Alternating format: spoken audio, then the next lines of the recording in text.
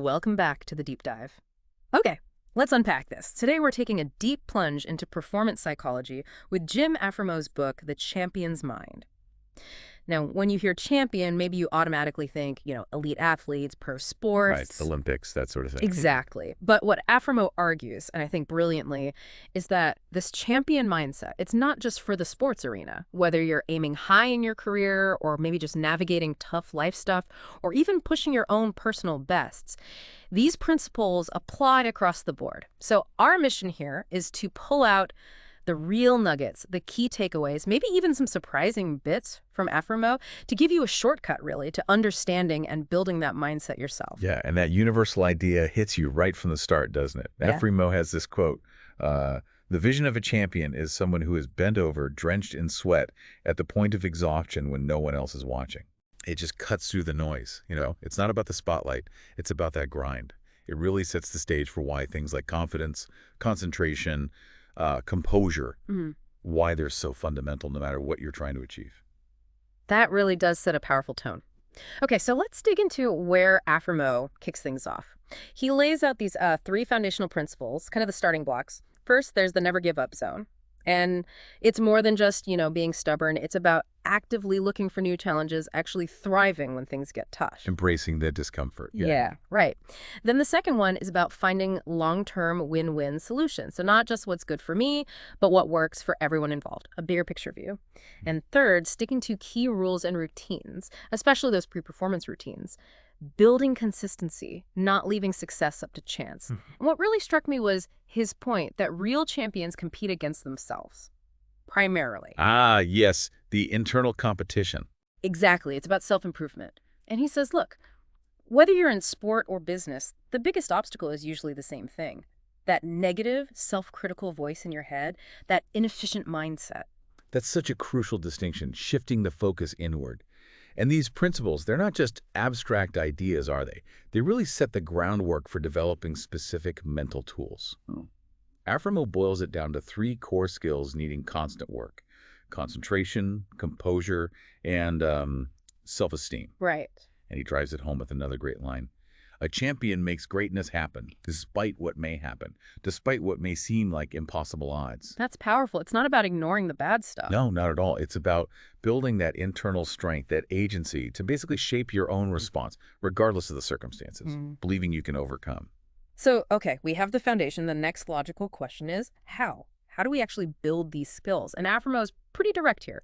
No sugarcoating. It takes commitment, real effort, sometimes intense work, the old no pain, no gain idea, but applied mentally. But his advice is practical. Start small. Pick maybe just 2 skills and practice them intentionally several times, every single day.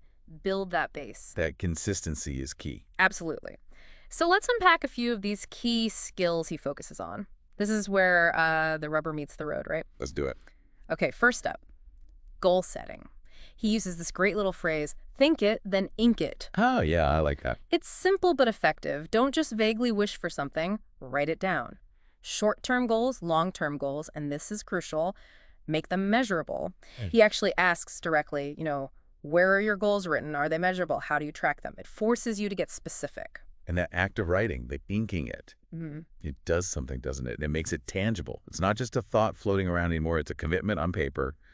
You can see it, review it. Builds accountability. Definitely.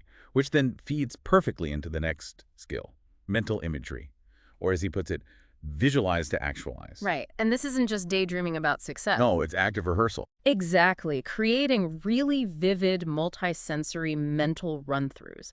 Like an athlete visualizing the perfect race, or a leader picturing a successful negotiation. You're priming your brain, your body, making the real thing feel more familiar. Forging those neural pathways. What does your success feel like? What do you see? Here, that level of detail. And that internal experience leads right into self-talk. Afremo's phrase here is wonderful. Feed the good wolf. Love that analogy. It's about consciously managing that internal chatter. We all have it, that voice.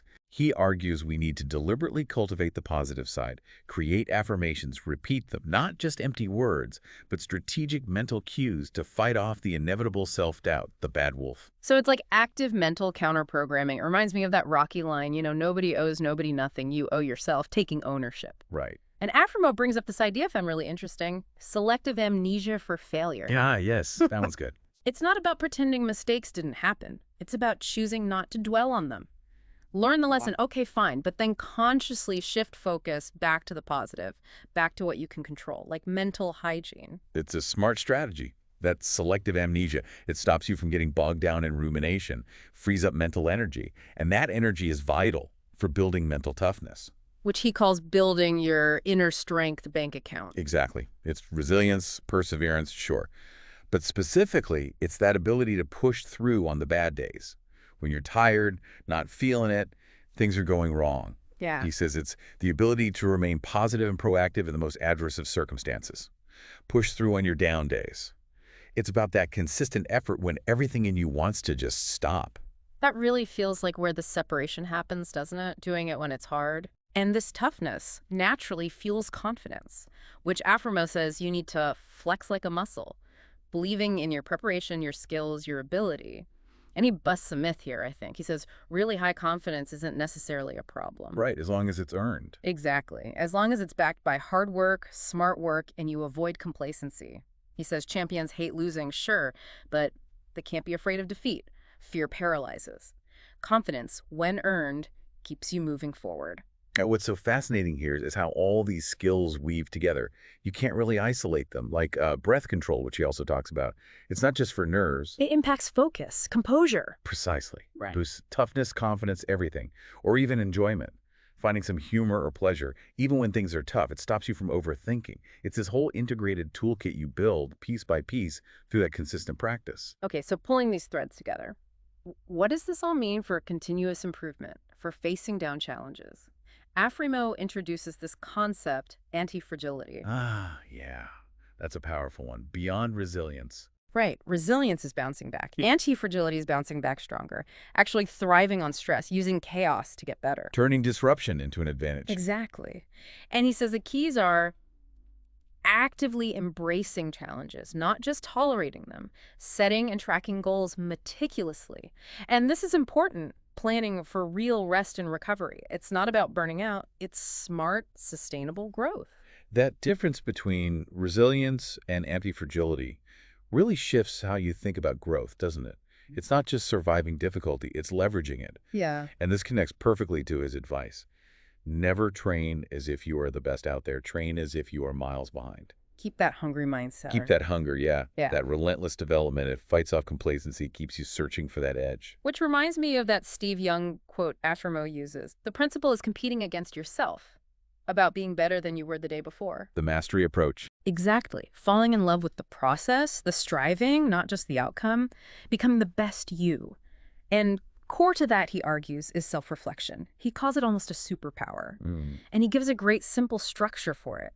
After any performance, any real effort, ask yourself 3 things. First, what did I do that was good? Celebrate the wins, reinforce the positive. Right.